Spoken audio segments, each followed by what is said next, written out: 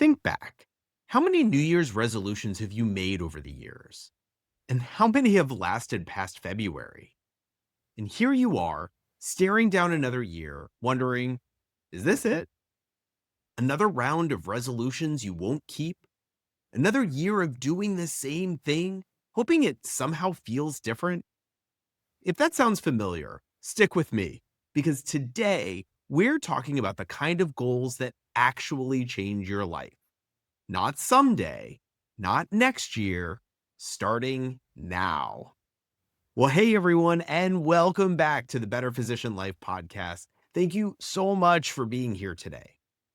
If you're like most mid career physicians, the new year doesn't feel like a clean slate. It feels like another shift. Clinics reopen, the inbox refills, and somewhere in the back of your head, you're asking yourself, should I even bother setting resolution? Well, here's the short answer. No. Resolutions sound noble, but they rarely stick. They're promises without a plan. And physicians, we don't need more empty promises on our plates. What actually moves the needle in our lives is setting goals that matter. And more importantly, knowing why they matter. That's what I want to unpack today. Why resolutions fail, why goals matter, why so many of us stop dreaming altogether, and how to reframe goal setting so it feels like fuel, not just another chore on your already overcrowded to do list. When I look back at my life, the shift really happened somewhere after finishing fellowship.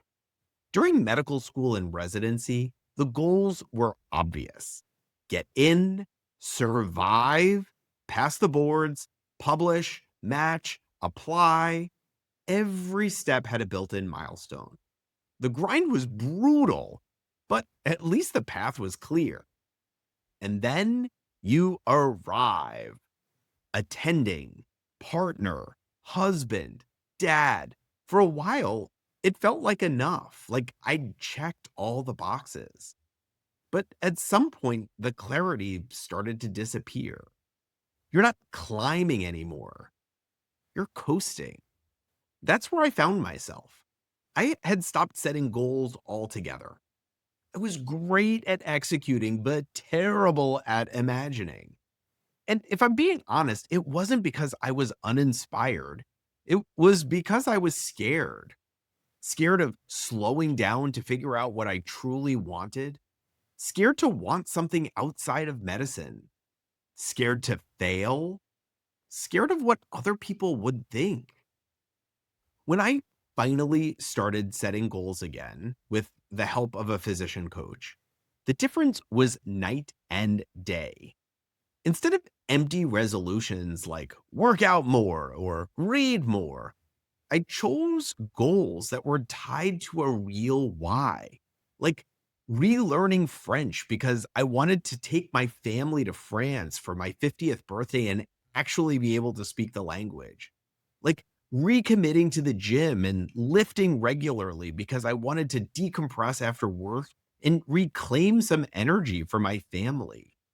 And read not just to check a box, but because I wanted to challenge my brain with something deeper than up to date. That shift, tying my goals to a why, has made all the difference. It made my goals actually stick. So let me ask you, when was the last time you set a goal that actually made you excited? Not a checkbox, not another should, but a goal that pulled you forward, that made you want to get out of bed early or stay up late because it mattered to you. If you can't remember, you are not alone. And that's exactly why this is such an important discussion. Resolutions fail because they're fragile. They're built on who we wish we were, not on who we're willing to become. They sound impressive when we say them out loud, but when life gets loud, they fold. They just go away. Goals with a why are different. They may not sound as flashy, but they're rooted. They're rooted in what you truly want for your life. And when you know why you want something, you've got something to lean on when the grind gets heavy. And the grind will get heavy. Nobody coasts into lasting change. For me, I try to use a simple filter when I'm trying to figure this out for myself. If I can't say the why in a single sentence, my goal's not ready. Then it's like I'm trying to explain it away. And if the why isn't truly mine, I know it won't last. I can't create goals based off of what somebody else wants for me. It has to be deeply embedded in why I want to do it in the first place. And if I'm waiting to feel ready, I already know what's happening. I'm just stalling. Readiness is an illusion. The only real test is this: am I willing to be uncomfortable for it? Because that's the line that separates resolutions from goals that actually change your life. And it ties to something deeper. Because before we can set goals worth chasing, we have to remember how to dream. Think back to when you were a kid. Adults asked all the time, "What do you want to be when you grow up? If you had $1 million, what would you do? If you could be a superhero, which one would you be?" And back then, we dreamed easily, no hesitation. We had answers. I was the same way. I was reading about medicine before I even understood half the words. In high school, a guidance counselor told me that my dream college was too ambitious and that I needed to aim lower. And I applied anyway, and I got in. The doubts never disappeared, but the dream kept me moving. I didn't know the how, but I knew the what, and that was enough to keep me going. And then, one day, the dreaming just stopped. It happened somewhere in the blur of long hours and commuting and kids and the EMR and the pressure to perform. I bought into this lie that I'm a doctor now and that's it. That's the box. The thought of failure started to carry way too much weight. The liability, the reputation, the expectations, they piled on. And the voice said, "That's not for you anymore. You can't do that. You're a doctor." And that's how dreaming dies. Not with a crash, but with a quiet resignation. But here's what we forget: you didn't always know how to be a doctor. You figured it out. You waded through fear and doubt and setbacks, and you built your way forward. And if you could do that, you can figure out anything. The only real barrier is whether you'll give yourself permission to try and the space to figure it out. This is where I hear the lie come up over and over again from colleagues. "I'm a doctor. I can't do that. Start a company? Not for me. Write a book? Out of reach. Go part time? Too risky. Change specialties? Too late." We file these under fantasies, and then we just keep trudging in our current lives. But let me challenge you: is that really true? Or is it just familiar and easy? Most of the time, the ceiling isn't real. It's just the story we've rehearsed. And every time I've seen a colleague test that story, they discovered that the ceiling was fake. Medicine wasn't trapping them, it trained them. It gave them discipline and resilience and problem solving skills. And with that, you can do anything. The only catch is you have to let yourself use them. So, why don't most of us? Why do we resist setting goals in the first place? I can think of two reasons: uncertainty and discomfort. First, uncertainty. You don't know how. And if you did, you'd already have done it. That's not a flaw. That's the work. Second, discomfort. Change feels hard. Your brain is designed to avoid that kind of discomfort.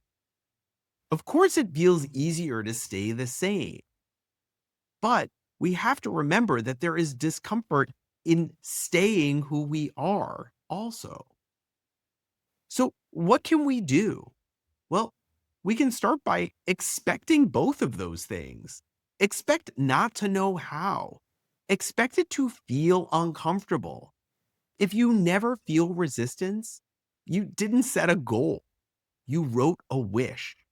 And that's why your why matters. Your why is the brace you lean on when the knee buckles, when the week explodes and your energy is gone and you just want to punt and give up. Your why is what keeps you going. Write it down, read it, say it out loud, make it real. And if a full why feels heavy or maybe you're not ready yet, try this. Just pick a single word for the year, something that you can bounce your ideas and your questions off of. Just one, this kind of North Star for when you're tired or drifting or just unsure. A word like strength or focus, presence, build, enough, pause, embrace, whatever word fits the season you're in, so that when self doubt and fear or frustration creep in, you have a word that you can look back on and let it pull you into motivation and into meaning. Make sure you put your word where you're going to see it, on your lock screen or on a sticky note on your computer or in your calendar. And once a day, ask about the choices that you're making. Does it honor the word that you chose? It's not magic. It's just about aligning your decisions with the things you truly want in your life. And sometimes one word can cut through the static better than any mission statement ever could. And here's another thing: stop outsourcing your life. In medicine, we've been trained from day one to care about what other people think. Peer reviews and patient satisfaction, quality metrics, approval has been our currency. But your personal goals, they don't need a peer reviewer. They're not up for a committee vote. If the only reason you're holding back is fear of how it looks to other people, call it what it is. You're asking for permission. And let's be real, no one's going to hand it to you. You've already proven you can do hard things. You don't need permission anymore. You need to decide. And part of deciding is unlearning this belief that harder is always better. Grinding feels noble. It's what got us through medical school, residency, and those long call nights. But let's be honest, it's not a long term strategy. You can want impact without worshiping exhaustion. In the second half of your career, the better question is, how do I create more with less struggle? That doesn't mean laziness. It means stronger boundaries, better systems, and clearer thought, not just more brute force. And even then, don't expect it to feel good all the time. Half the time, it won't feel good at all. Expect it, name it, keep going. We love to fantasize about the win at the end, but what about the middle? The messy middle is where most of life is actually happening. And if you bail every time it feels bad, you'll never build anything that truly matters. That's actually why obstacles are so important. We all want a GPS that shows us every turn from here to the finish line. But that's not how life works. What you get instead are obstacles, and they're not there to block you. They're actually there to guide you. Each one narrows the path and guides you into the direction that you need to be headed. And when something flops, don't take it as a failure. Ask, what did this teach me? And what is the next step I can take? And then take it. That's the work. Try, learn, adjust, repeat. That's how every big goal is built. And along the way, you've got to find ways to enjoy the process. Otherwise, you fall straight into the arrival fallacy, that quiet belief that there is better than here. It's not. And I fall for it too. So to fight it, I started by keeping a simple document in my Google Drive. Each month, I go back to this document and I just write down the things I've done that move me closer to my goals. And they don't have to be big things. Like released a podcast episode can go on my goal sheet. Or maybe I had a challenging conversation or miraculously made it to the gym 3 times this week. Little markers that when I look back, I don't need to see perfection. I don't need to see the full story. I just need to see proof that I'm still moving. And that's what keeps me going. And of course, don't skip the wins. Celebrate them. And they don't need to be huge. They don't have to impress anyone.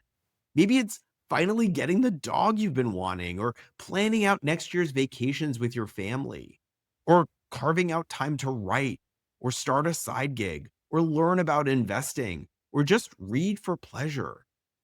If it matters to you, it counts. Period. So here's my challenge. Take a moment right now to think about this. What's one win you've brushed off because it didn't feel big enough? Name it and claim it, because those so-called small wins are the bricks your future is built on. They're proof you're still moving, still showing up, still building something that matters, even if it's not flashy, even if no one's watching. So as you think about your next goal, don't start with what you should do. Start with why. Ask yourself, what do I actually want in this next season of my life? What do I want it to look like? What do I want more of? Energy, presence, freedom, meaning? And what am I willing to be uncomfortable for? Because that's the trade-off. Not pain for pain's sake, but discomfort for growth. You've already done the impossible before. You've made it through training, call nights, impossible hours. You've built a career in one of the hardest professions on earth. So do not tell yourself you can't change. You've already proven you can. The difference now is that the stakes are higher, not because the world expects something of you, but because you do. This year, skip the resolutions. Set goals that are rooted, not rushed. Goals that align, not impress. And as you start moving toward them, don't forget to look up. Enjoy the process, mark the small wins, and just let yourself dream again. Because when you start dreaming with intention, when your why gets clear and your goals line up with who you are and where you're going, you stop coasting and you start living.